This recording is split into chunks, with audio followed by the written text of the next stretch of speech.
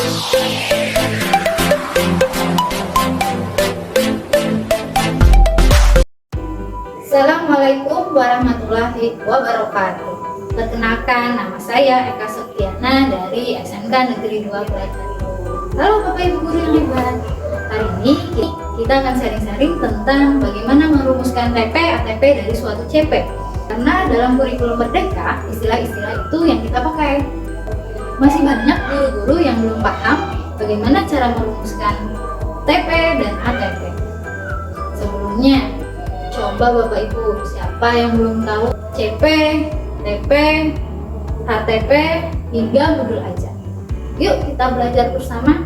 Pertama, saya akan menampilkan permasalahan-permasalahan yang ada di sekolah saya, termasuk yang dihadapi guru-guru saat merumuskan TP, ATP. Kalau untuk CP ke TP itu sudah agak sedikit paham, tetapi dari TP ke ATP itu masih belum bisa memahami sepenuhnya. Merdeka ini yaitu saya masih kesulitan untuk merumuskan dari CP ke TP dan juga ATP. Perencanaan pembelajaran.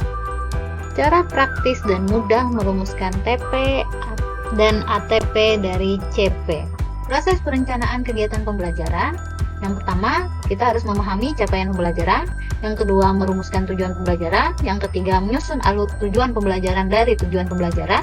Dan yang terakhir, merancang pembelajaran. CP, TP, dan modul ajar.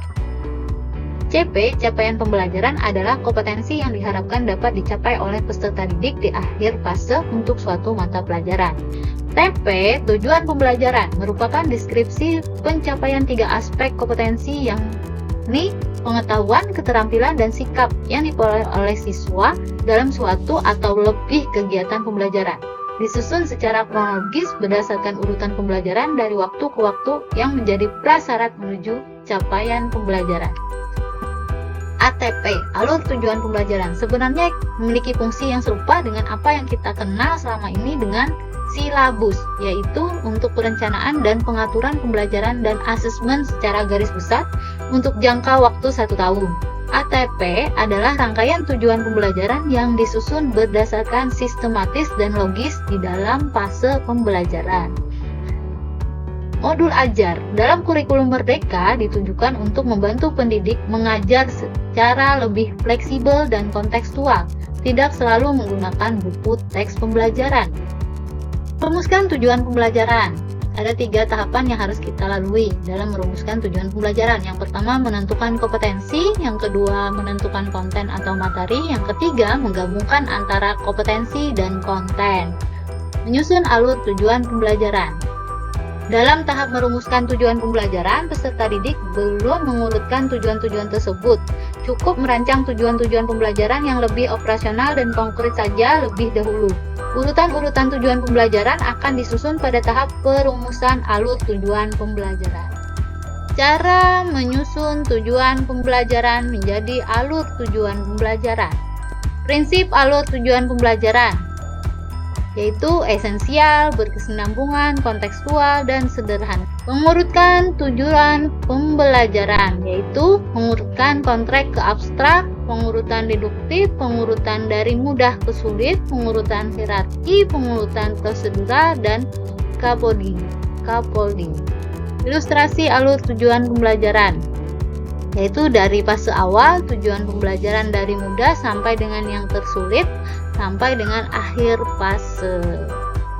Contoh capaian pembelajaran matematika elemen bilangan. Saya ambil contohnya dengan CP matematika. Di akhir fase E, peserta didik dapat menggenerasi sifat-sifat bilangan berpangkat, termasuk bilangan berpangkat pecahan.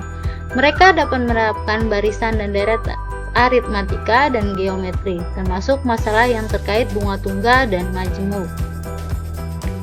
Kita harus menentukan kompetensi dan kontennya terlebih dahulu. Untuk kompetensinya yaitu menggeneralisasi, menerapkan, dan pemecahan masalah. Untuk kontennya yaitu sifat-sifat bilangan berpangkat, barisan dan deret aritmatika geometri, bunga tunggal dan bunga majemuk. Nah, itulah kompetensi dan konten dari 2 ini, maka kita kita bisa merumuskan tujuan pembelajaran, yaitu 1. Menggeneralisasi sifat-sifat bilangan berpangkat, menerapkan barisan dan deret aritmatika geometri, menerapkan bunga tunggal dan bunga majmuk. Jadi tujuannya itu kita bikin alurnya. Dengan tujuan pembelajaran menggeneralisasi sifat bilangan, maka kita bisa membuat alurnya.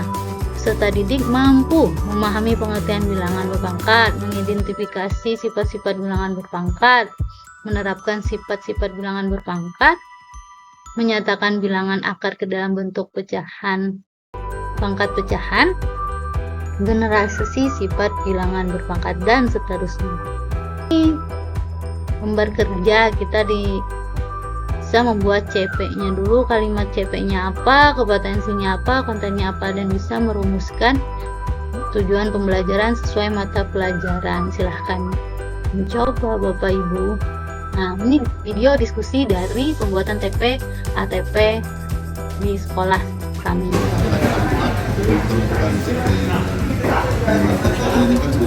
Nah ini Pak CP-nya, terus kita ambil kompetensi di sini.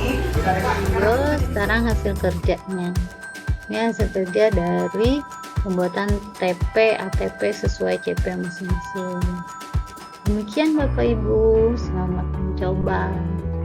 Terima kasih. Selain TP, ATP, kita harus juga memahami tentang bagaimana cara mengembangkan modul ajar. Berikut tentang modul ajar. Bagaimana Bapak Ibu? Apa Bapak Ibu sudah mengerti atau paham bagaimana cara merumuskan TP? Mudah kan? Yuk terus tingkatkan kompetensi kita agar bisa menciptakan pembelajaran lebih menyenangkan dan lebih bermanfaat bagi siswa dan siswi kita. Demikian video hari ini. Semoga bermanfaat bagi Bapak Ibu. Assalamualaikum warahmatullahi wabarakatuh. Dadah.